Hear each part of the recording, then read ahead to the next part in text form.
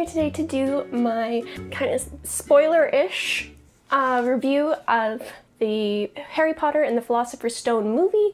This is paired with my spoiler and spoiler-free book reviews that I put out last week. I will link them below if you're interested in taking a look.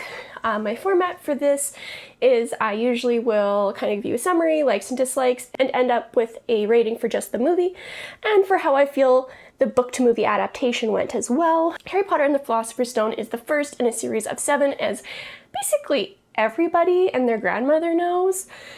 At this point, it was a really impactful story on me as a child. I remember seeing the trailer for the movie and being super pumped because I read that book. At that point in time, I think I was young enough, I still didn't quite understand that books could be made into movies. I was pretty young, I was like 8 or 9. And being so excited about watching the movie that I read the book, I think 2 more times before the movie came out. Because that was little Nikki. That was just how I was. That's how I still am, actually. I'm not going to do too much of a summary here, as all of you kind of really know what the book is about, and the movie is based off the book and follows basically the same plot. So I'll end it with, this is a Chosen One story with Harry Potter as the main character, and I'll go on to the likes and dislikes from here. I'll do my typical kind of setup, 3 likes, 3 dislikes, as always, starting with the likes just to get really pumped up. The first like is just the general casting. They did a really, really good job here. There are a few minor things here and there that I know kind of fell flat, but there were so many of the characters that they just knocked out of the park 100% that I really have no complaint with how they did it and who they picked. The second positive for me was how closely they stuck to the book. There are a few things that were left out, however, in exchange for that, there were a few other things that were in the book that were emphasized in the movie, and I think it actually translated really well to the silver screen in that case. And my third like is just how Quidditch was represented. In the book, it's described really well and you understand what's going on, but the movie did such a good job of representing it with just by heightening it with that sense of action that I think they blew it out of the park. They did a phenomenal job with Quidditch. And now I'll move on to my dislikes. These are all pretty minor. I think they did a pretty good job overall translating the book to the movie. The first dislike is the sorting hat ceremony. And I only say this because in the book, it's done really well. And they didn't translate over a lot of things that I felt were kind of important to the movie. The biggest thing being kind of like how the class list was organized. In the book, it's alphabetical. And yeah, there aren't tons of students in line, but it was done alphabetically. In the movie, it's just done so, you know, Harry, his friends, Neville, who becomes a friend later, and then Malfoy. And no one else is touched. And it was really disappointing because I think they could have done a really nice, like, clip montage or something to get all of the characters that become more relevant later on. But I digress. And the other issue I had with the sorting hat ceremony was the song, or lack thereof, because it really, in the book, helps emphasize the characters of Fred and George, and it gives you such a good taste of what they're like, that given that they had cut other things out at the beginning of the movie, I felt like that would have been a really good way to introduce your audience to the twins if they'd never read the book. But they didn't, and as a result, no one got to hear the twins sing the Hogwarts song done as a funeral dirge.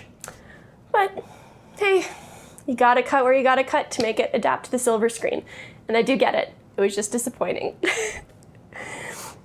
And then my third dislike was just how Norbert was dealt with and the fallout that led to detention in the forest, which in and of itself didn't make sense, but that's not the point of this negative. It's that the way Malfoy was caught and the way that Harry and Hermione were caught is very different than how it happened in the book. And it took away your initial introduction to Ron's brother, Charlie, and the fact that he was just completely willing to come down and break into the school and take an illegal dragon away. with no questions as to who, like, why they had the dragon, how they were going to get up to the tower, or even if they could get up to the tower. That's just what it was doing. And they had to have left as soon as they sent the owl because it took them how many days to get to Hogwarts on brooms from wherever Charlie was stationed. It would have been a lot of fun to put that in the movie, and it made me really sad to see that that did not translate over, or that that did not make the cut from the book. With these dislikes, I think I kind of mentioned it before I started in on them. These are all pretty minor, but they were things that I was very disappointed to see not make the final cut into the movie as I thought they were, or good character or plot things. But I really can't get that upset. Like I said, some things just have to get cut, and they weren't integral to the book. They were just really interesting. With that, I'm gonna move on to the character section. Overall, they did a pretty good job with casting and kind of the direction that was given to the actors, because they all had very good character representation based on how the characters were done in the book. There were only a few like really minor things in terms of casting that really disappointed me. And Alan Rickman was amazing in that role, but he was slightly too old for it. Snape is supposed to be the same age as Harry's parents, which means he should be kind of like early 30s, and he's definitely pushing 40, if that. But Alan Rickman did a fabulous job. I just think in that case, he was just too old. Then you get very similar thing with McGonagall. In the book, they describe her as being severe with black hair. Not the case here. Maggie Smith did an amazing job. Definitely a little bit old for what I think the original role had called for. And then you get a few other minor things like Hermione, well, she's cutthroat and very academically oriented. She's not as officious and cutthroat as she is in the book, which ends up with her being more likable on screen. And overall, like I said, very minor things, but overall the direction that they were given allowed them to really fulfill the roles of the characters well. So there's no real complaints, especially when you consider other things that they did really well, like Tom Felton, I think is the name of the actor, just did a smashing job as Draco Malfoy.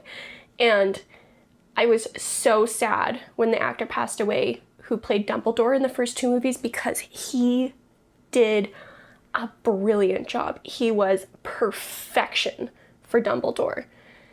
And the guy that got to do it after him did a great job. But because I was introduced on this first guy, and he did such an amazing job, and he was so perfectly cast, I was so sad when I found out he wasn't going to be in the rest of the movies, because he just was exactly how I imagined Dumbledore to be after he was described in the books. And that's really all I have to say about the characters. They were well represented, they were well cast. What more could you ask for? And with that, I'll move into my wrap-up section. This is where I'm going to give my 2 ratings. I'll start with the movie rating. I'm going to give this movie a 4 out of 5. In terms of the movie unto itself, it's a really, really well done movie. There's only a few things I found with how it was shot and how certain things were framed in context with the plot that I found you maybe would have had to have been at least familiar with the book to understand, but mostly you could watch this as a standalone without having read the books first. The pacing is really good. The characters are really relatable, easy to connect to. The plot, while having been done before, is really easy to follow. You always understand what's going on. You get acquainted with the characters really well, and the setting with how they've done the castle in the world is just very whimsical and very magical, and it's something that could easily pull you in. Like, just the way certain things were done keeps me from giving this a 5 out of 5. But overall, I think it was a very well done movie, which is why I was able to give the rating I gave it. And with that, I'll move on to the book to movie adaptation score. For me, this is another pretty high mark. It's 4 out of 5. This, along with Lord of the Rings, is one of the few that I have seen, because there are others that I've been told are really well done, but I haven't watched them, that kind of set the bar for me in terms of what